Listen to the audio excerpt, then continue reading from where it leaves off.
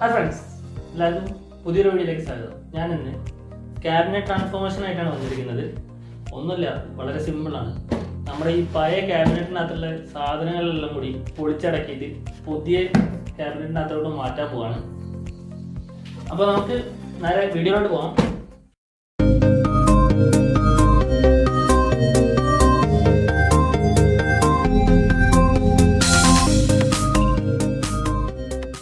നമുക്ക് ആദ്യം തന്നെ എൻ്റെ പഴയ ക്യാബിനറ്റ് ഒന്ന് പരിചയപ്പെടാം. എന്നിട്ട് അതിനുശേഷം പുതിയതിൻ്റെ ഒരു അൺബോക്സിങ് ഒക്കെ കഴിഞ്ഞിട്ട് നമുക്ക് മെല്ലെ ഷിഫ്റ്റ് ചെയ്ത് തുടങ്ങാം. ആദ്യം ഞാൻ എൻ്റെ പഴയ ക്യാബിനറ്റും എന്തൊക്കെയാണെന്ന് കാണിച്ചു തരാം. അതിനകത്തുള്ള സ്പെക്കും കാര്യങ്ങളൊക്കെ ഡീറ്റെയിൽ ആയിട്ടൊന്ന് പറഞ്ഞുതരാം. ഇതാണ് ഓൾഡ് ക്യാബിനറ്റ്, ഐബോളിൻ്റെ ക്യാബിനറ്റാണ്. നമുക്ക് നോക്കാം. ഇതാണ് ഞാൻ ഇപ്പോൾ യൂസ് ചെയ്തുകൊണ്ടിരിക്കുന്ന ക്യാബിനറ്റ്. നമുക്കിവിടെ ഫ്രണ്ടിൽ തന്നെ നോക്കിയാൽ കാണാം, ഇവിടെ ഒരു USB പാനൽ പോലും ഇല്ല, കംപ്ലീറ്റ് പോയിരിക്കുകയാണ്. ഐബോളിൻ്റെ പഴയ ഒരു ക്യാബിനറ്റാണ്. പിന്നെ ഇവിടെ ബാക്ക് സൈഡിലോട്ട് വരുമ്പോൾ 2 അഡീഷണൽ ഫാനൊക്കെ കൊടുത്തിട്ടുണ്ട്. ഒന്ന് സൈഡിലായിട്ട് ഈ ഫാനിൻ്റെ കണക്ഷൻ തന്നെ കണ്ടാൽ അറിയാം, കണ്ടോ? പുറത്തോട്ട് ഇട്ടിട്ടാണ് ഞാൻ കണക്ഷൻ കൊടുത്തിരിക്കുന്നത്. ഇത്രയും കാലം അങ്ങനെയാണ് ഉപയോഗിച്ചത്. അപ്പോൾ ഇതെല്ലാം കൂടി ഒന്ന് മാറ്റി പണിഞ്ഞ് നമുക്ക് പുതിയതിനകത്തേക്ക് ഇടാം. പിന്നെ ഇതിൻ്റെ അകത്താണെങ്കിൽ ബോർഡ് USB 3 സപ്പോർട്ട് ചെയ്യുന്നതാണ്. പക്ഷേ USB 3ൻ്റെ ഒരു പോർട്ട് പോലും ഈ ക്യാബിനറ്റിന് മുകളിലില്ല. ഒരു പോർട്ട് പോലും ക്യാബിനറ്റിന് മുകളിലില്ല. അപ്പോൾ നമുക്കിത് ഒന്ന് മാറ്റി പണിഞ്ഞ് പുതിയതിലോട്ടിടാം.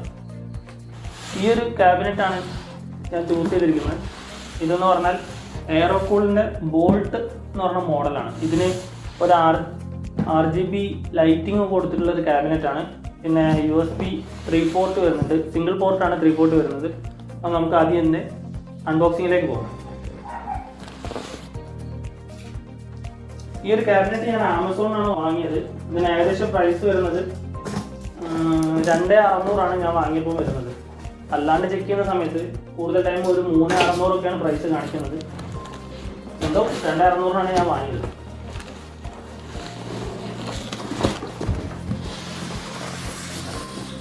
അപ്പോൾ ഇതാണ് നമ്മുടെ പുതിയ ക്യാബിനറ്റ്.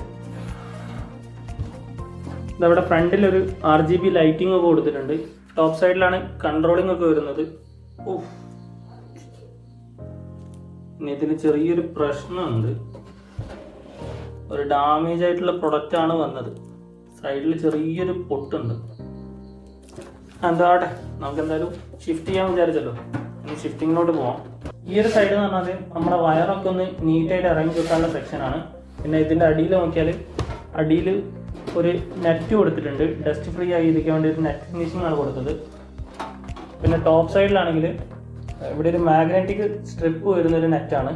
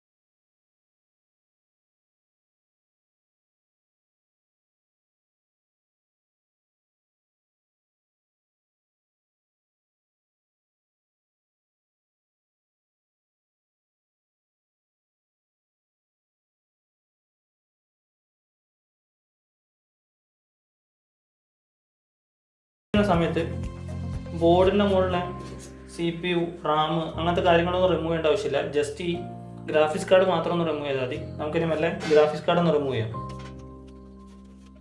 ഗ്രാഫിക്സ് കാർഡ് കണക്ട് ചെയ്തിരിക്കുന്ന സ്ക്രൂ ഈ ഒരു ഷീൽഡിൻ്റെ ഉള്ളിലാണ് വരുന്നത്. ബോഡിയായിട്ട് കണക്ട് ചെയ്തിരിക്കുന്ന സ്ക്രൂ റിമൂവ് ചെയ്തതിന് ശേഷം ഇതിന് ബോർഡിൻ്റെ മുകളിൽ ഒരു ലോക്ക് വരുന്നുണ്ട് സ്ലോട്ടിൽ. ആ ലോക്ക് ബാക്കിലോട്ട് ഇങ്ങനെ പുഷ് ചെയ്താൽ ഓപ്പൺ ആവും. ഓപ്പൺ ആയതിനു ശേഷം മെല്ലെ ഇത് മുകളിലോട്ട് വലിച്ചെടുത്താൽ മതി. മദർ ബോർഡ് 4 സ്ക്രൂവിൻ്റെ മുകളിലാണ് കണക്ട് ചെയ്തിരിക്കുന്നത്. ആ സ്ക്രൂ മെല്ലെ റിമൂവ് ചെയ്തിട്ട് മദർ ബോർഡ് പുറത്തേക്ക് എടുക്കും.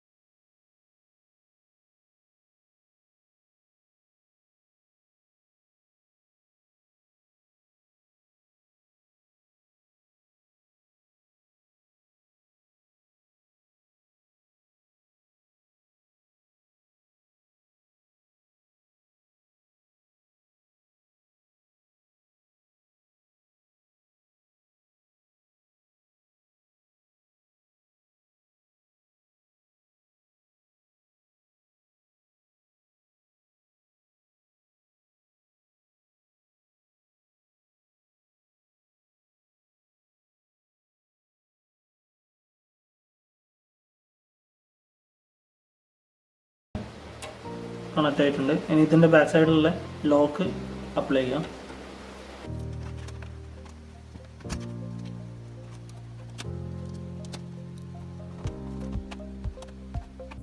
ഇനി നമുക്ക് ഇതിൻ്റെ പവർ കണക്ഷനും കേബിൾ മാനേജ്മെൻറ്റും നോക്കാം. നമ്മൾ ഓൾറെഡി ഇതിൻ്റെ SMPS തിരിച്ചിട്ടാണ് വെച്ചത് കേബിളിന് കുറച്ചുകൂടി ലെങ്ത്ത് കൂട്ടാൻ വേണ്ടിയിട്ട്. പക്ഷേ എന്നിട്ടും ഈ കേബിളിൻ്റെ ഈ ലെങ്ത്ത് പോരാ ബോർഡിലോട്ട് കണക്ട് ചെയ്യാൻ വേണ്ടിയിട്ട്. അപ്പോൾ ഇനി ചെയ്യാനുള്ളൊരു ഓപ്ഷൻ എന്ന് പറഞ്ഞാൽ 2 ഓപ്ഷനാണുള്ളത്. ഒന്നെങ്കിൽ SMPS കംപ്ലീറ്റ് ചേഞ്ച് ചെയ്യുക, എന്നിട്ട് നല്ലൊരു ബ്രാൻഡഡ് SMPS എടുക്കുക. അങ്ങനെ ഏകദേശം 2,500 പുറത്ത് വരും സ്റ്റാർട്ടിങ്. അല്ലെങ്കിൽ നമ്മുടെ അടുത്ത് പഴയ വല്ല SMPS ഉണ്ടെങ്കിൽ വല്ലതും ഉണ്ടെങ്കിൽ ഇതിൻ്റെ കേബിൾ കട്ട് ചെയ്തിട്ട് ഇതിനോട് ജോയിൻ ചെയ്യും. ഈ ഒരു പഴയ കേബിൾ ഒരു ഏകദേശം മിഡിൽ വെച്ച് കട്ട് ചെയ്യാം. ഈ കേബിൾ കട്ട് ചെയ്യാം. ഇത് കട്ട് ചെയ്യുമ്പോൾ എന്താ ശ്രദ്ധിക്കേണ്ടത് വെച്ചാൽ ഓരോ പിന്നും ഓരോ കണക്ഷനും മാറാൻ പാടില്ല. അതേ സ്ഥലത്ത് തന്നെ കണക്ഷൻ വരണം. അപ്പോൾ നമുക്ക് മെല്ലെ ഇതിൻ്റെ കേബിൾ ഓരോന്നായിട്ട് ഇതിൻ്റെ മുകളിൽ ഡിസ്കണക്ട് ചെയ്തിട്ട് മറ്റേ മുകളിൽ കണക്ട് ചെയ്ത് തുടങ്ങാം.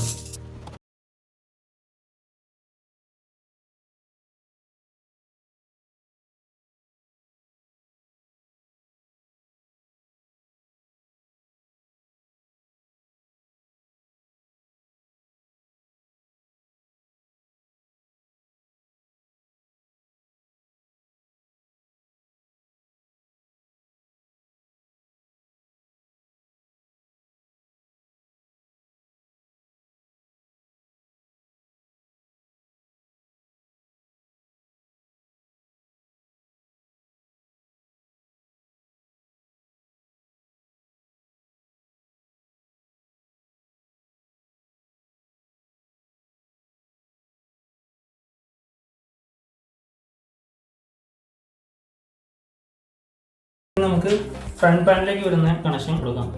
ഈ ബോർഡിന് മുകളിൽ കണക്ഷൻ കൊടുക്കുന്നത് എങ്ങനെയാണെന്ന് അറിയാം. ബോർഡ് വാങ്ങുമ്പോൾ ഇതിൻ്റെ കൂടെ ഒരു യൂസർ മാനുവൽ കിട്ടും. അതിനകത്ത് കറക്റ്റായിട്ട് മെൻഷൻ ചെയ്തിട്ടുണ്ടാവും ഏതൊക്കെ പോർട്ടിലാണ് കണക്ഷൻ കൊടുക്കേണ്ടതെന്ന്. ആ ഒരു മാനുവൽ പ്രകാരം നമുക്ക് കണക്ഷൻ കൊടുക്കാം. അപ്പോൾ നമ്മുടെ ഫ്രണ്ട് പാനലിലോട്ട് പോകുന്ന കണക്ഷനൊക്കെ കണക്ട് ചെയ്ത് കഴിഞ്ഞിട്ടുണ്ട്. ഇനി നമുക്ക് ഇതിൻ്റെ സാറ്റ കണക്ഷൻ കൊടുക്കാം. ഹാർഡ് ഡിസ്കിലോട്ടുള്ള ബോർഡിലൂടെ ശരിക്കും നോക്കി കാണാം സാറ്റ 1 സാറ്റ 2 ഒക്കെ കറക്റ്റ് ഇൻഡിക്കേറ്റ് ചെയ്തിട്ടുണ്ട്. ആ സാറ്റ 1 ആയിട്ട് കണക്ട് ചെയ്യുന്നതിൻ്റെ OS ഇൻസ്റ്റാൾ ചെയ്ത ഹാർഡ് ഡിസ്ക്കാണ്. സാറ്റ 2 ആയിട്ട് സെക്കൻഡറി ഹാർഡ് ഡിസ്ക്കും. ഇപ്പോൾ തന്നെ നോക്കിയാൽ കാണാം ഏകദേശം കേബിളൊക്കെ അറേഞ്ച് ആയിട്ടാണുള്ളത്. വലിയ ബോറൊന്നുമില്ല ഫ്രണ്ട് സൈഡിൽ നോക്കുമ്പോൾ. എന്നാലും ജസ്റ്റ് ഒന്ന് സെറ്റായി നിൽക്കാൻ വേണ്ടിയിട്ട് ഒരു 2 ടൈ അപ്ലൈ ചെയ്യാം ബാക്കിൽ.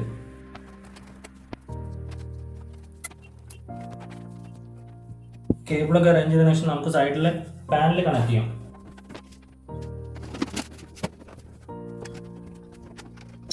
നെക്സ്റ്റ് ഇനി ഈ ഗ്ലാസ് പാനൽ വരുന്ന സൈഡും കൂടി നമുക്ക് കണക്ട് ചെയ്യാനുള്ളൂ. ഇത് കണക്ട് ചെയ്യുന്നതിന് മുന്നേ നമുക്ക് ജസ്റ്റ് ഒന്ന് പവർ സപ്ലൈ കൊടുത്ത് ഓണാക്കി നോക്കാം കണക്ഷനൊക്കെ ഓക്കെ ആണോ എന്ന്.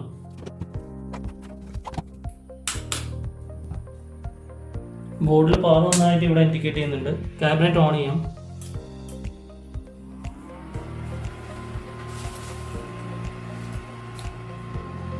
വോ സംഭവം പൊളിയാണ്.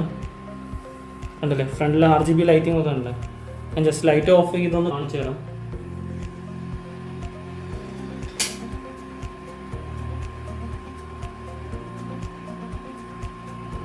ഗ്ലാസ് പാനൽ ഇവിടെ സൈഡ് പൊട്ടിയിരിക്കുകയാണ്. അപ്പോൾ ഈ പൊട്ടിയ ഒരു സാധനം ഞാൻ പൊട്ടിക്കാനായിട്ട് ഫ്ലഷ് ക്യൂക്കാണ് ഉപയോഗിക്കുന്നത്. ജസ്റ്റ് ഒരു സിംഗിൾ ഡ്രോപ്പ് ഫ്ലഷ് ക്യൂക്ക് ഉപയോഗിച്ചാൽ മതി. കാരണം അധികമായ ഗ്ലാസിൻ്റെ മുകളിലേക്ക് കംപ്ലീറ്റ് ആയിട്ട് സ്പ്രെഡ് ആവും. ഇനി ഈ ഒരു പൊട്ടിയ ഒരു സ്ക്രാച്ച് കവറപ്പ് ചെയ്യാനായിട്ട് ഇൻസുലേഷൻ ടാപ്പ് അപ്ലൈ ചെയ്ത് കൊടുക്കാം. 2 സൈഡിലും കവറുണ്ട്. ആ കവർ റിമൂവ് ചെയ്യാം.